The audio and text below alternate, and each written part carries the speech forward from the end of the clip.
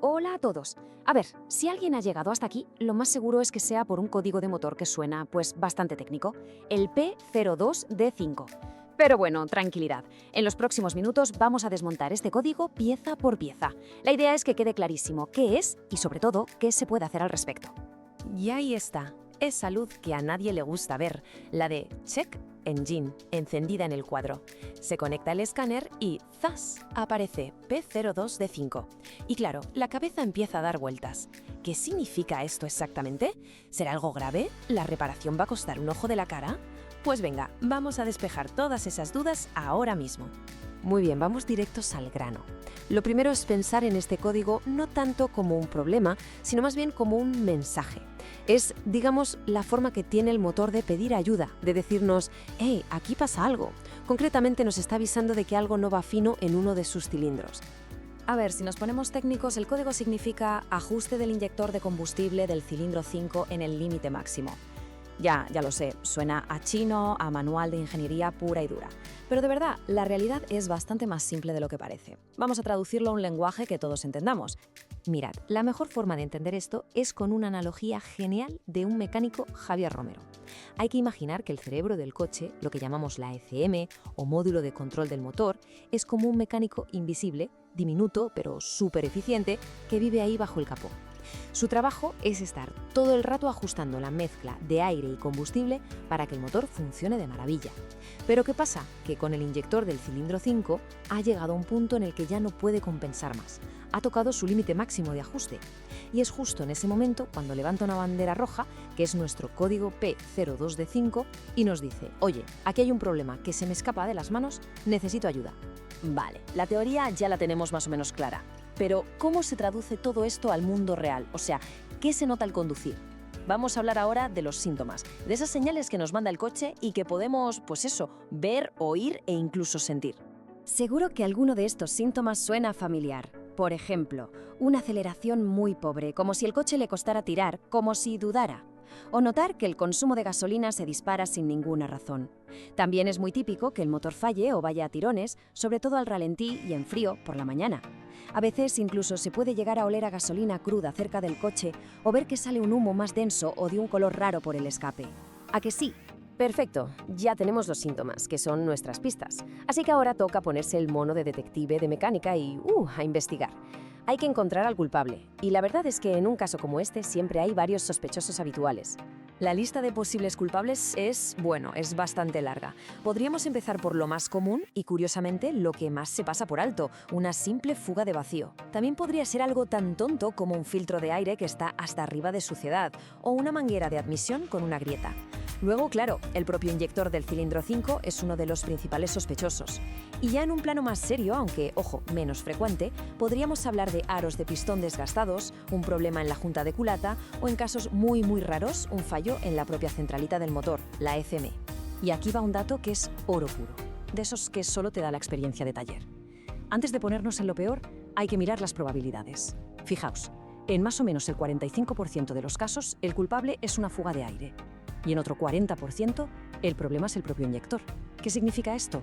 Pues que entre estas dos cosas tenemos casi el 90% de las papeletas. El resto de problemas son mucho menos comunes.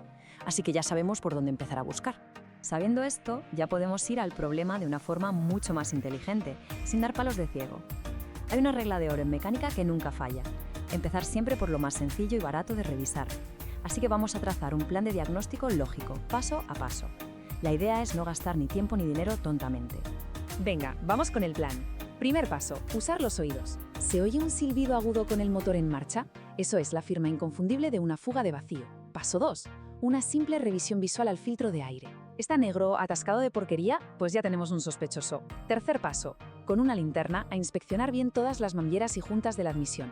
Buscamos cualquier grieta, por pequeña que sea. Cuarto, el conector eléctrico del inyector 5.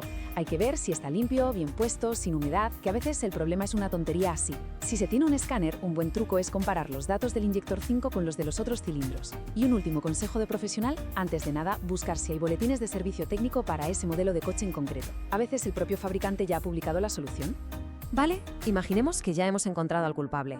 Ahora toca hablar de soluciones. Y ojo, que tan importante como saber qué hay que hacer es saber qué no hay que hacer.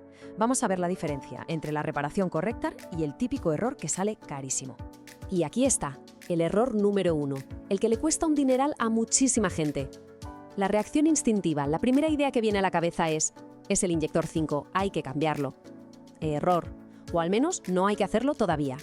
Como ya vimos, hay casi las mismas probabilidades de que sea una simple fuga de aire, que es una reparación infinitamente más barata. Así que la regla de oro tiene que quedar grabada a fuego.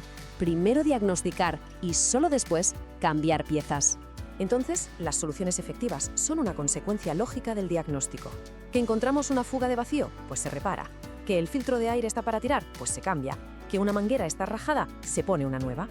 Y solo, repito, solo si hemos descartado todo lo demás es cuando nos plantearemos limpiar o cambiar el inyector del cilindro 5 o reparar su cableado. Y que no se nos olvide que a veces la solución es tan simple como una actualización del software de la centralita, algo que en cualquier taller pueden comprobar. Sé perfectamente lo que se puede estar pensando ahora mismo. Bueno, el coche aún anda, ya lo miraré la semana que viene. Uf, esa es una trampa muy, pero que muy peligrosa. Ignorar esta luz de aviso es como oír la alarma de incendios y pensar, va, ya se apagará sola. Vamos a ver por qué actuar rápido es absolutamente crucial.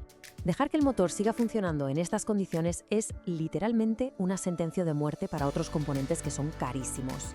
El catalizador, que vale un pastón, se puede freír en poco tiempo. Los pistones pueden acabar dañados. Incluso el propio cerebro del motor, la ECM, puede sufrir las consecuencias. O sea, estamos hablando de convertir una reparación que podría ser barata en una factura de miles de euros, así de claro. Pero es que esto no va solo de dinero, ¿eh? Hay que imaginarse la situación. Estamos adelantando en una carretera secundaria de doble sentido y justo en el peor momento posible el coche dice hasta aquí hemos llegado y se queda sin potencia. Eso no es un susto, eso es una situación de un riesgo altísimo y con la seguridad, vamos, no se juega. Así que, para terminar, la pregunta es muy directa. Sabiendo que está en juego la vida del motor, el dinero de nuestra cartera y por encima de todo la seguridad en la carretera, ¿de verdad es esa luz de check engine un mensaje que se puede ignorar?